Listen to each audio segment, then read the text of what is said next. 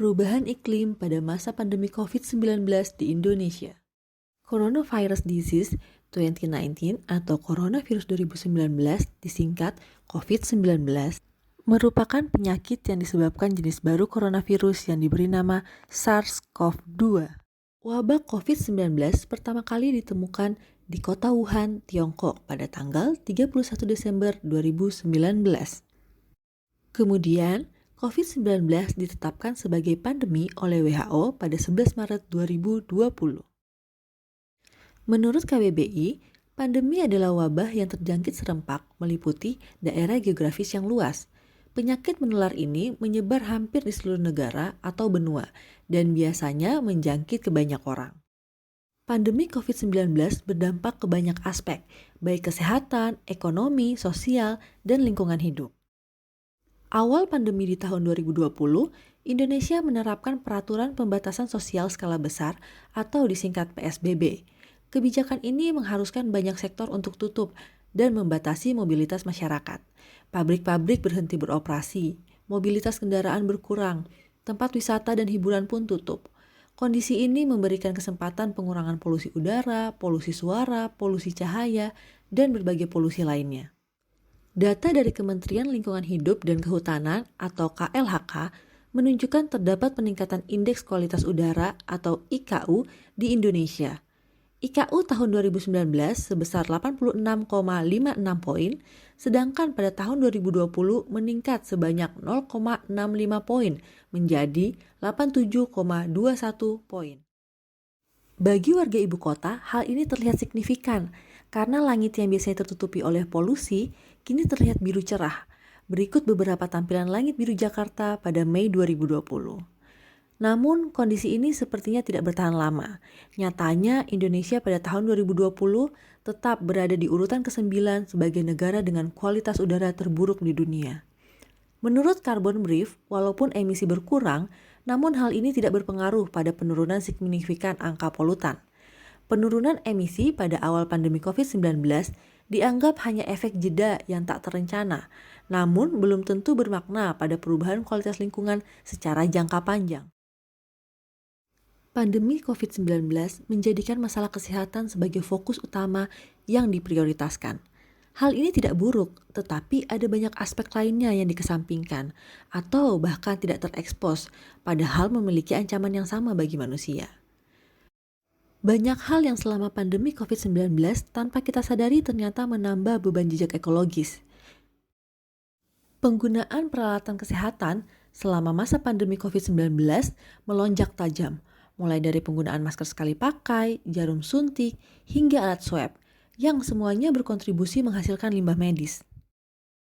Data pada bulan Mei 2021 menunjukkan perbandingan jumlah limbah medis sebelum dan saat pandemi. Limbah medis di Indonesia sebelum pandemi berkisar di 296 ton per hari. Angka ini melonjak tajam saat pandemi, yakni menjadi 383 ton per hari. Penerapan new normal juga secara tidak langsung turut menambah polusi.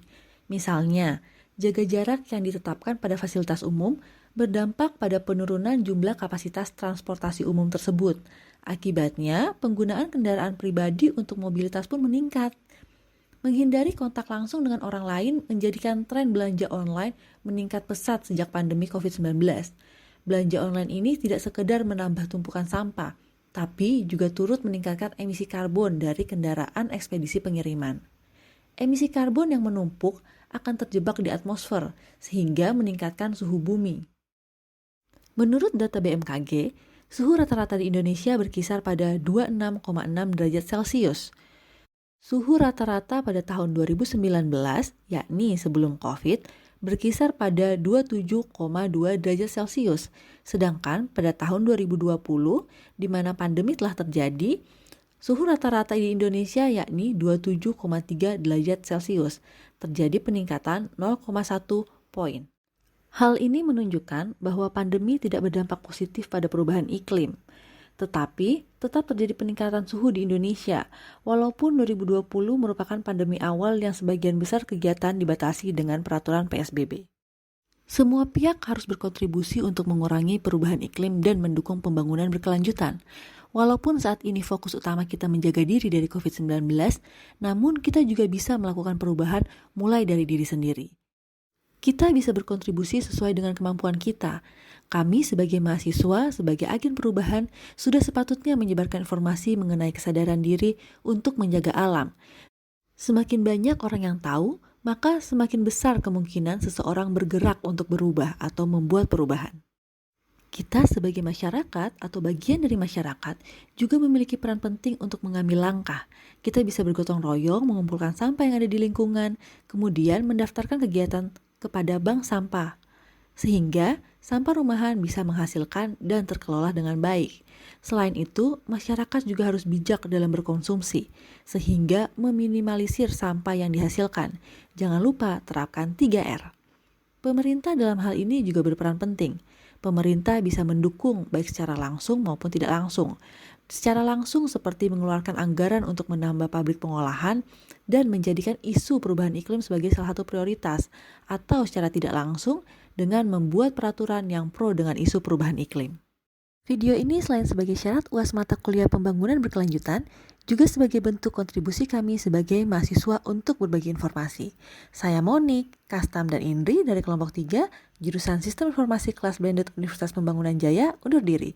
Terima kasih sudah menonton video ini, semoga bermanfaat.